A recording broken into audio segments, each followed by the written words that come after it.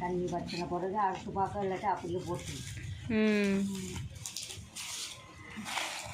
தென்னை மரத்து களை எடுக்க ஒரு பொம்பளை ஆளுக்கு 500 கூழது அள்ளி போடுறது கிடங்கு எடுத்துக்கிட்டு இந்த உரம் பொம்பளை அதுக்கு கிடங்குது அள்ளி போடுறதுக்கு ஓலை எழுதி அள்ளி போடுறதுக்கு கொஞ்சம் தூரமா அதனால் அள்ளி போடுறதுக்கு 500.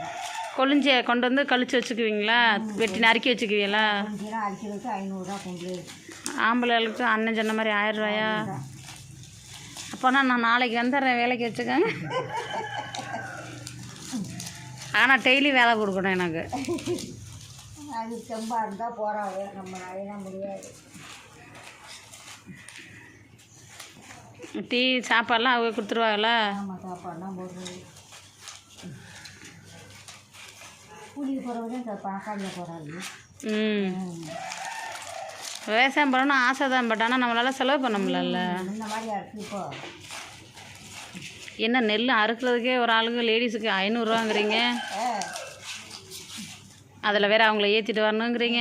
போகணும், சாப்பாடு கொடுக்கணும், அப்புறம் போட்டு வாங்கி கேட்குறாங்க அது வாங்கி கொடுக்கணுமா அப்படின்னு சொல்லி போகுது ஆட்கள்.